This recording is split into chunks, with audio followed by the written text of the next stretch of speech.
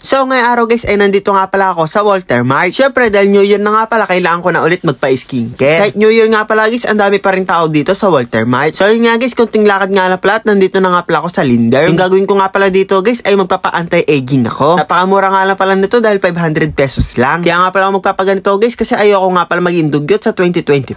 Gusto ko kasi guys kahit bagong gising ko, fresh na fresh pa rin. Pagpasok ko nga pala dito guys, pinag-antay nga lang pala ako ng saglit. At ayan, sinalang na agda ko. Grabe nga yung mukha ko guys, parang hindi ako naligo na isang buong taon. Wag kayo guys, sa isang linggo nga pala nakaka-4 na beses na ako maligo. Hindi tulad dati na once a week lang every week. So yun nga guys, yung una nga palang ginawa sa akin ay nilinis yung mukha ko. Mukha kasing namumuong libag, gawa kasi nung aso namin natahol. So after nga pala noon guys, minilagay nga pala ulit sa mukha ko. Noong mga oras nga pala nito guys, nahiya pa nga pala ako magtanong. Pero guys, curious talaga ako sa mga ginagawa sa akin. Ito nga guys, kakasimula ko pa nga pala dito sa anti-aging, mukha na agad akong 12 years old. Tapos ayan guys, meron na naman pala ulit nilagay sa akin. Hindi na nga pala makapagpigil kaya tinanong ko na.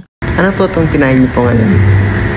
Skin repair lotion po siya para po pag nag-skin tayo, hindi siya masyadong nadadamage ng steamer yung skin. Sige po. So after nga pala nun, nilagyan na nga pala ako ng bulak sa mata.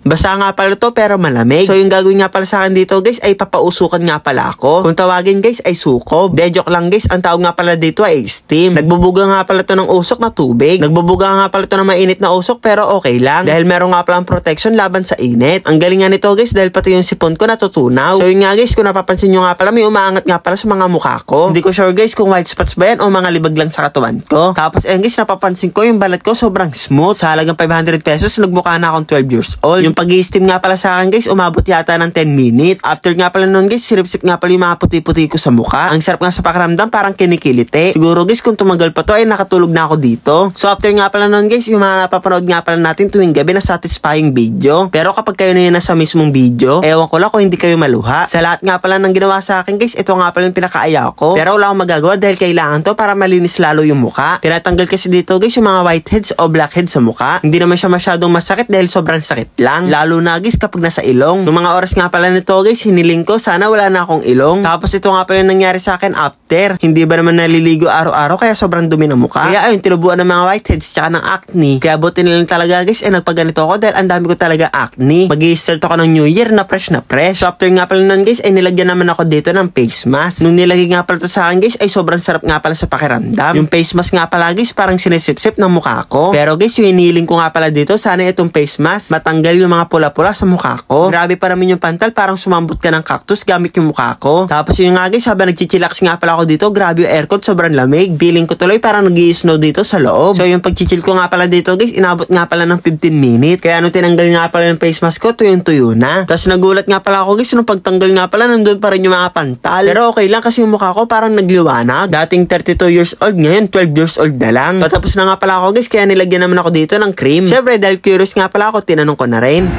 Para saan po yan? Ito po ay soothing cream po. For anti-allergy po siya. Tapos dito nga pala guys, medyo natutuwa nga pala ako dahil pinapaipayan ako. Ang problema ko nga pala ng mga oras na to guys ay medyo naiihi ako. Tapos nilalamig pa ako. Tapos yung nga guys, sinabi nga rin pala sa akin na bawal nga pala ako maghilamos ng 8 hours. Kahit hindi na ako sabihan, hindi naman talaga ako maghilamos dahil bukas pa ako maliligo. Pagkatapos nga pala ng pinahid sa akin guys, niplantya naman yung mukha ko. Pero yung pinaplantya nga pala sa mukha ko guys ay malamig naman. Kung hindi nga pala ako nagkakamali guys, ang purpose nga pala nito ay pampasarado ng pores. Ang sarap nga nito sa pakiramdam guys kasi sobrang lamig. At ayan guys, tapos na nga pala ako kaya naimamasage naman ako. Pagkatapos i-massage yung ulo ko, yung likod ko naman. Ang sarap sa pakiramdam kaya babalik ako next month.